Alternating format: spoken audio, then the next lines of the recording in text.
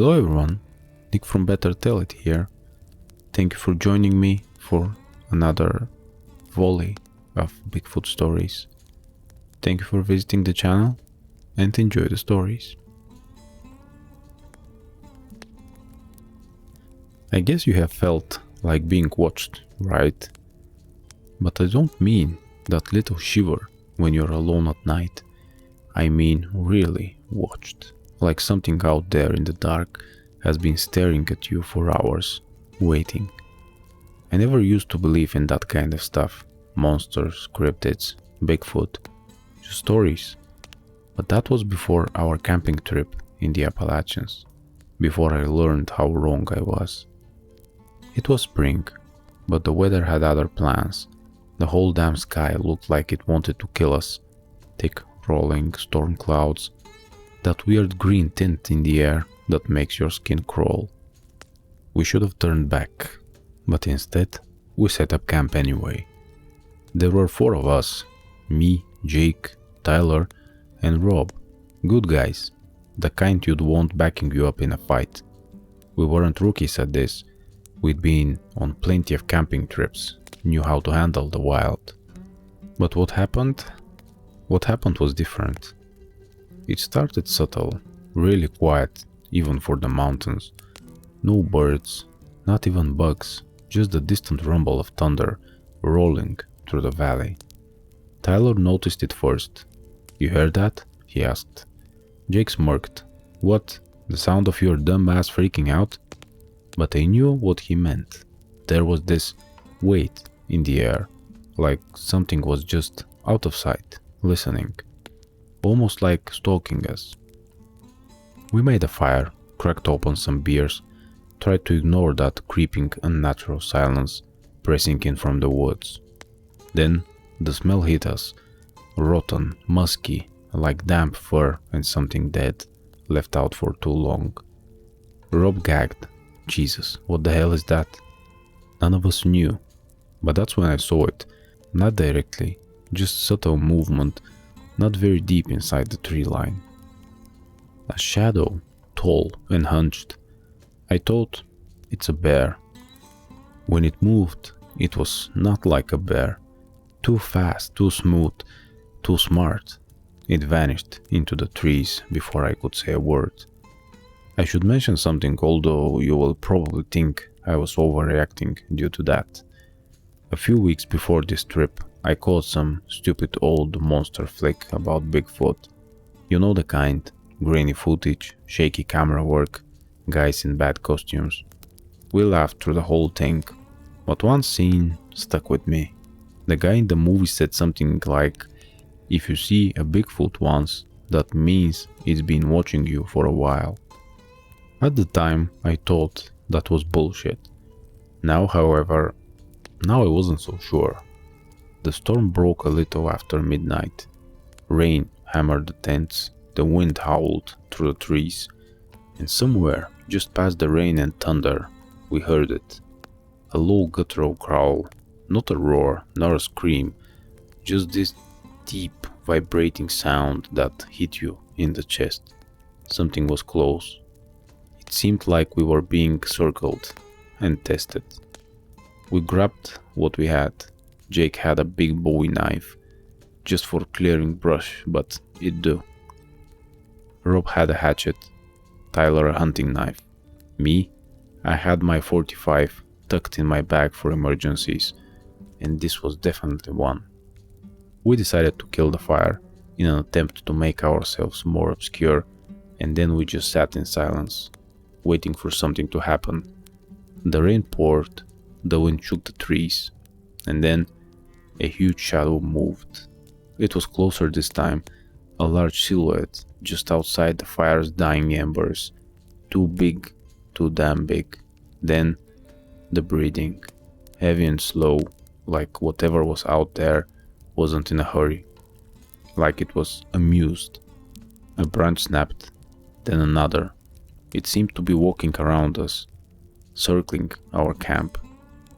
Tyler gripped my arm, voice barely a whisper. "We need to move," he said. He was right. We weren't hunting this thing, it was hunting us. The plan was simple.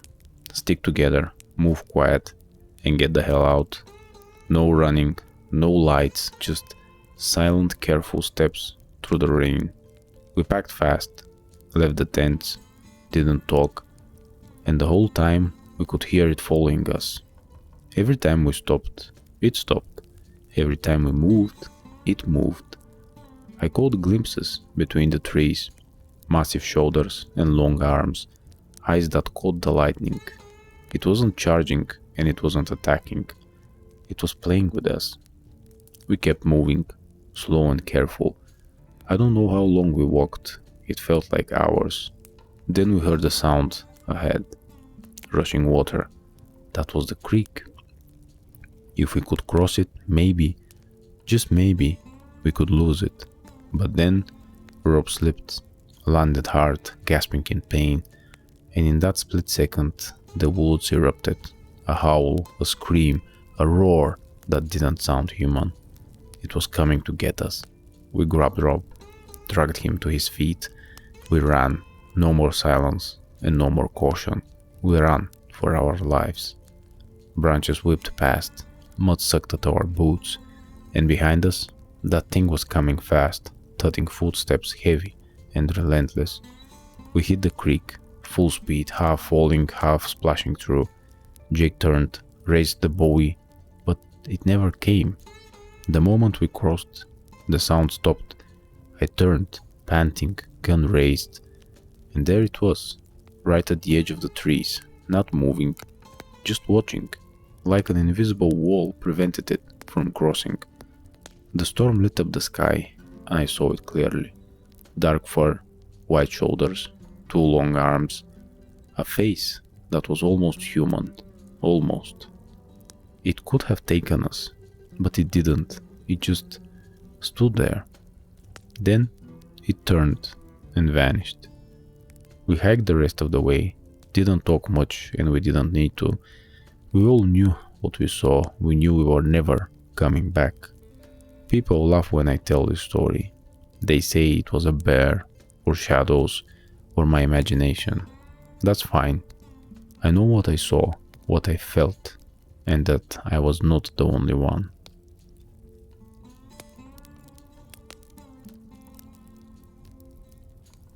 Can you recall one of those nights that just sticks with you? I don't mean a bad night at work or a breakup or even a near-death experience. I mean something worse. Something that changes how you see the world. Something that makes you question your entire being. I had one of those nights in the Blue Ridge Mountains. And after what I saw out there, I don't think I'll ever go back. It was winter, but the weather was calm. No snow, no ice, just that cold, empty stillness that comes when everything is waiting for something to happen. I was on a road trip, just me and my dog, Rex, a big mutt, part shepherd, part something meaner. I'd had him since he was a pup. I needed a break. Firefighting wears you out. The long shifts, the smoke, the things you see that you can't unsee. My wife kept telling me to take some time for myself. Go out there, she said, clear your head. So I did, but I wish I hadn't. I'd been reading up on Bigfoot sightings before the trip, not because I believed in that kind of thing, just out of curiosity.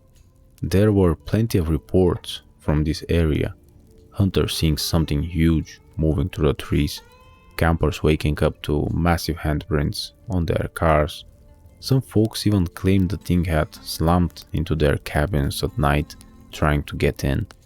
I figured, why not check it out? Now I know this was not the greatest of ideas.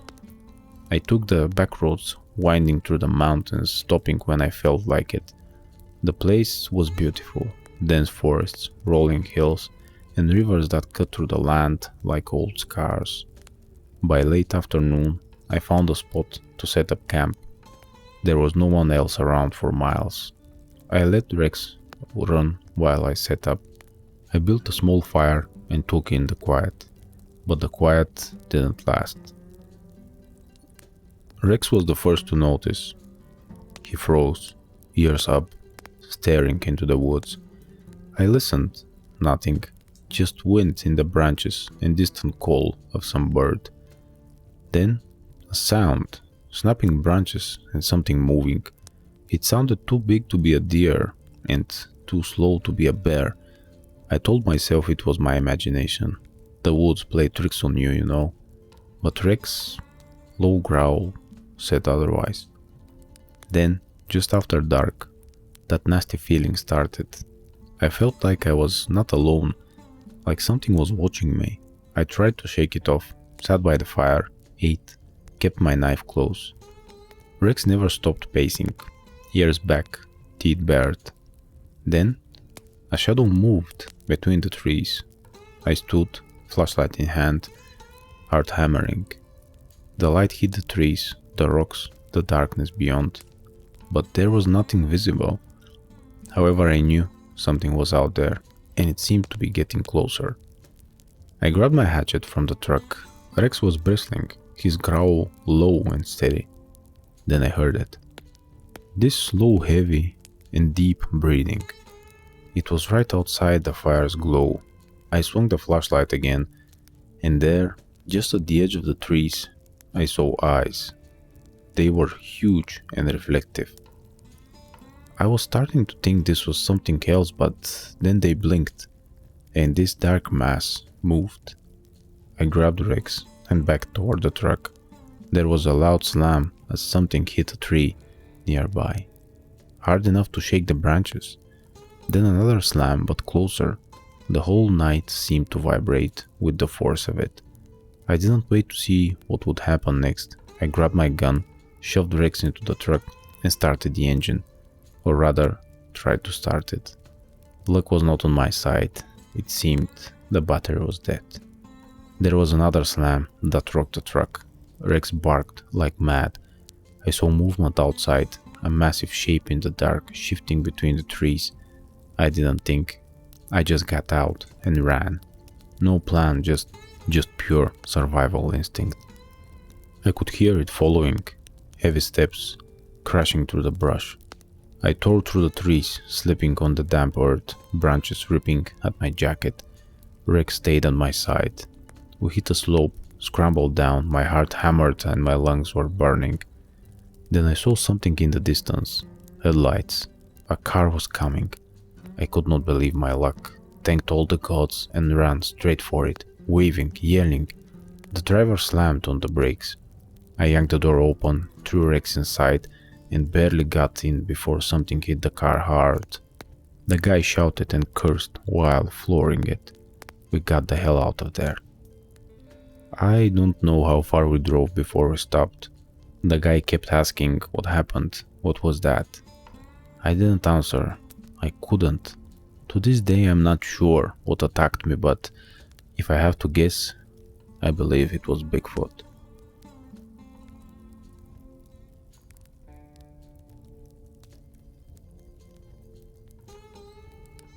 I'm pretty sure you can think of at least one story that has stuck with you, right? I don't mean a ghost story, I mean something real, something told in hushed voices around the fire by men who don't joke about that kind of thing.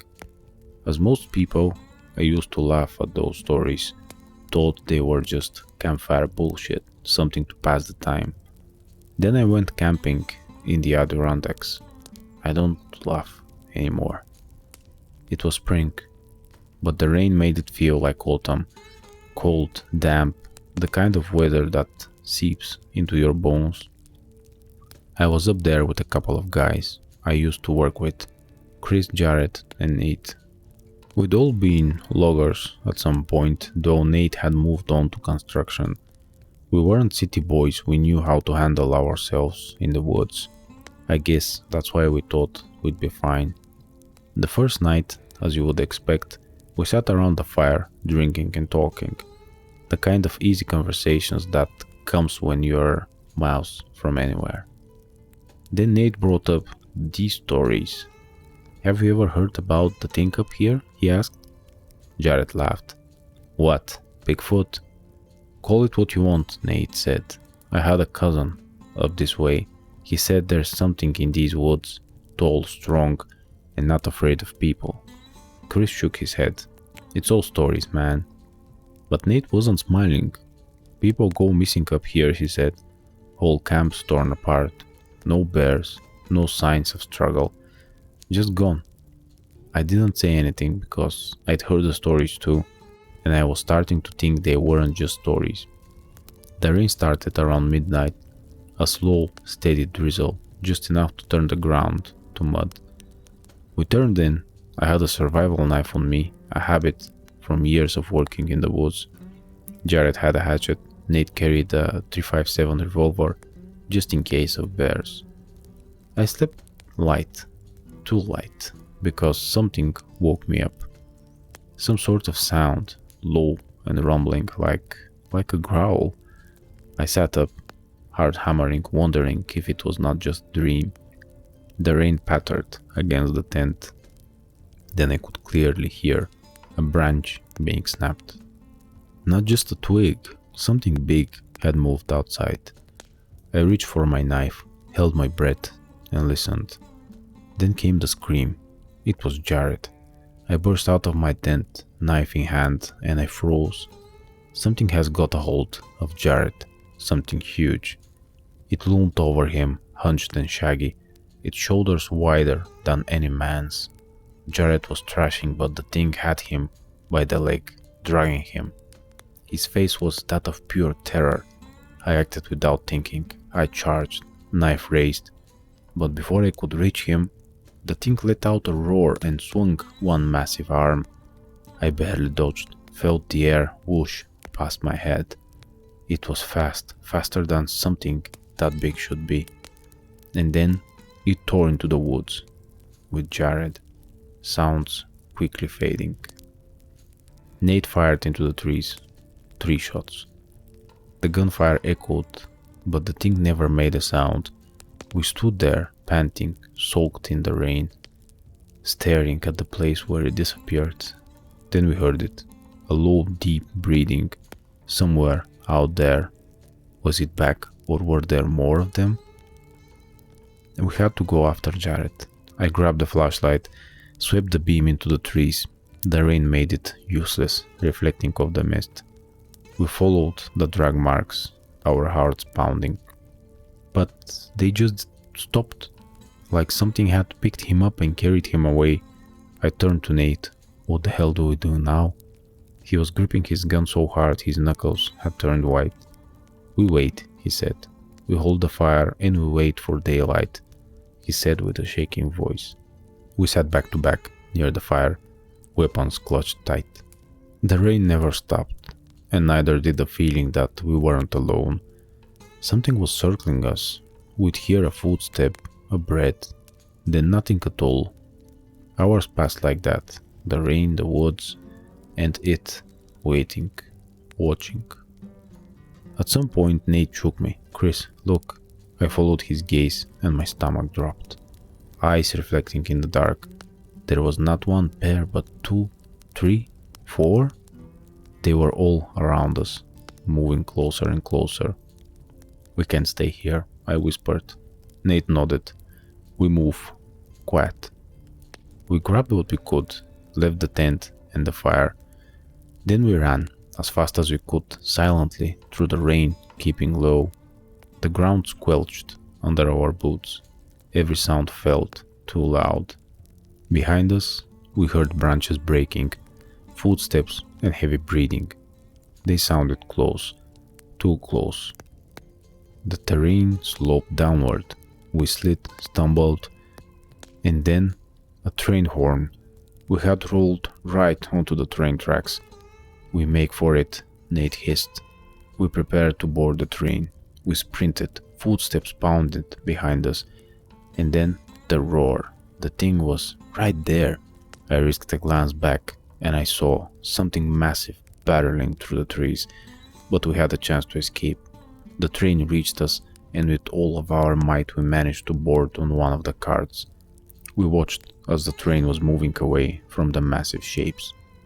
The last thing we heard was a violent roar that even the train could not silence. We never found Jared. The cops searched. No tracks and no body. Just an empty campsite and a whole lot of questions. People say he must have gotten lost, maybe an animal took him, or he wandered off drunk. But we know better. Something that should not exist roams these woods, and it's still there. Thanks everyone for joining me for these stories. I quite like Bigfoot stories, I hope you do as well. Like and subscribe if you like them. Now, I wish you all the best and good night.